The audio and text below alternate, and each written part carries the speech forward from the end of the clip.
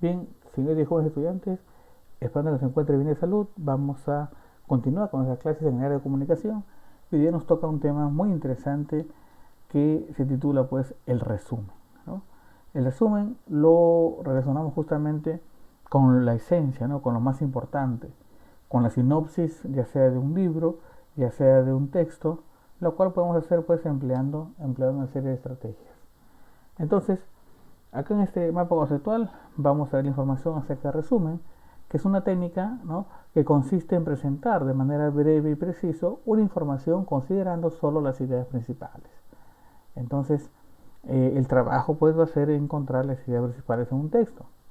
Ahora, ¿por qué se caracteriza este resumen? Por ser breve, por ser fidelidad, por su fidelidad, por su objetividad y por su orden. ¿Por qué es breve? El resumen pues se dice que debe ser más o menos el 30% del texto original. ¿Sí? Por ejemplo, si el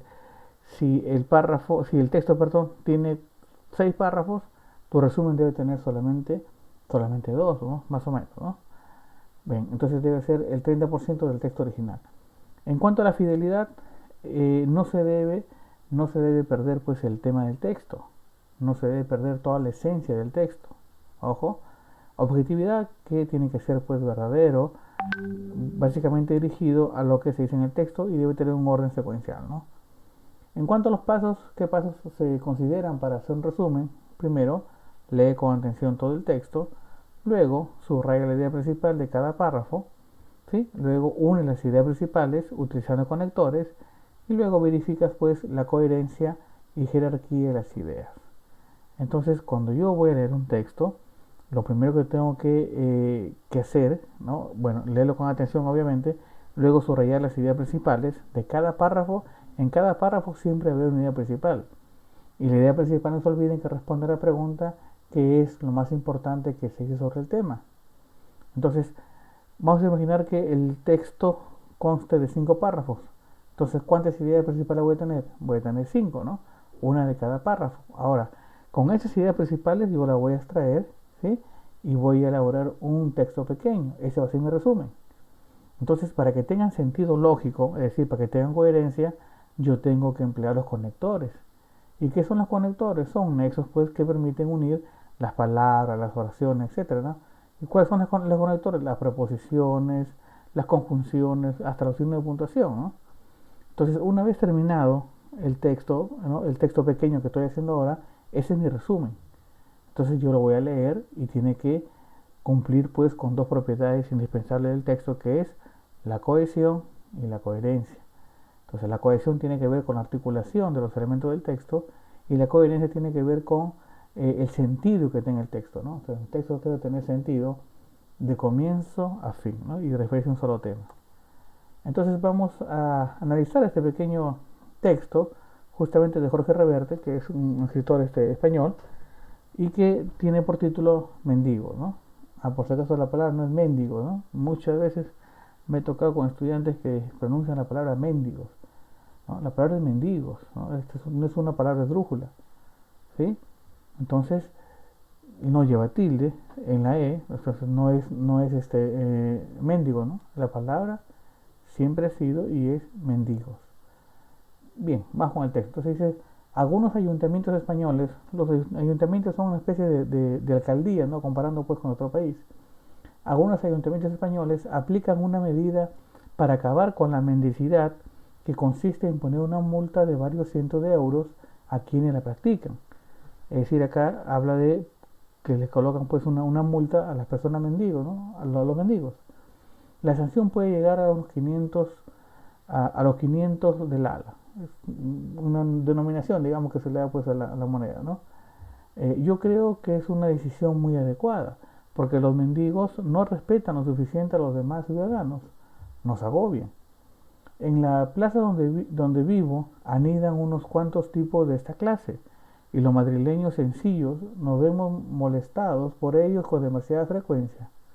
Van sucios y a veces mienten, porque dicen que es para comer y se las gastan en tetrabricks de vino, ¿no? O sea, en tragos, ¿no?, de vino malo, cuyos envases no siempre colocan en las papeleras cuando están vacíos. pero esa justa y caritativa medida plantea algunos inconvenientes. Al parecer, los mendigos no tienen un domicilio fijo al que hacer llegar pues la notificación de la multa. No hay una manera segura de obligarles a hacer frente al castigo. Y ellos, con astucia, no suelen llevar en efectivo el dinero suficiente para afrontar su responsabilidad. Acumulan multas sin pagar, como muchos conductores pillados a 200 por hora en una autopista.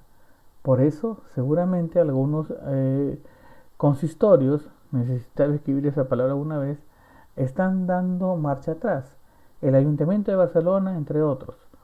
Si los alcaldes que han intentado erradicar eh, así la mendicidad, leyeran algo de historia, sabrían que el propio Marqués de Tamarón, que fue gobernador franquista de Madrid en 1941, tuvo que dejar de multar a los cojos y maltrechos supervivientes del ejército republicano, que pedían de comer en la calle por esa razón, porque no pagaban. Pero hay que pensar alguna alternativa. Es intolerable que haya tanta gente exhibiendo la miseria con semejante impudicia. Sucios, borrachos y malos pagadores. Muy bien, este es el texto que propone el escritor español Jorge Reverte, ¿no?, publicado en el diario El País. Entonces, miren, tenemos el texto original y vamos a seleccionar, ¿sí? Vamos a seleccionar con letra roja, ¿sí?, las palabras clave, ¿sí?, las palabras clave.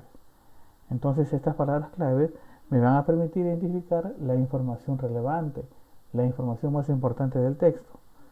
Y luego, pues voy a seguir el esquema, ¿no? El paso 3 es esquematización de las ideas. Entonces, de cada párrafo yo voy sacando las ideas principales, ¿sí? Con color fucsia, luego con color verde, ¿sí? Saco ahí las ideas principales de cada párrafo. Y luego hago mi esquema de contenido, ¿no? Es decir, deben estar por la introducción, el desarrollo y la conclusión. Entonces ahí hay ideas más importantes, más específicas respecto al texto. Y por último, el último paso es la redacción del resumen. Entonces, a partir del subrayado y el esquema, se redacta el resumen. Para ello, hay que tener en cuenta los consejos que ya tratamos en otro artículo. Contenido relevante, brevedad, claridad, precisión, orden, buena cohesión, lenguaje propio y objetividad.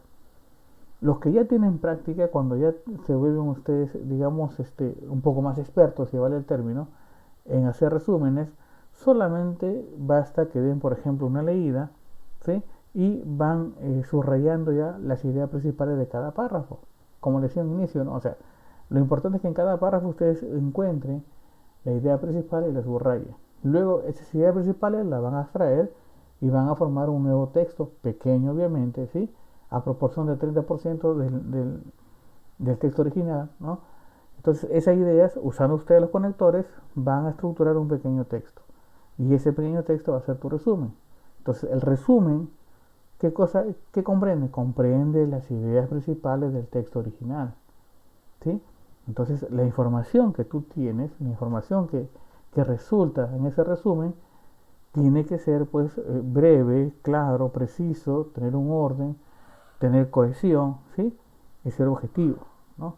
En este caso, miren, del texto que les leí como ejemplo, vamos a ver cuál es el resultado, cuál es su resumen. Dice, algunos ayuntamientos han decidido sancionar a los que practican la mendicidad.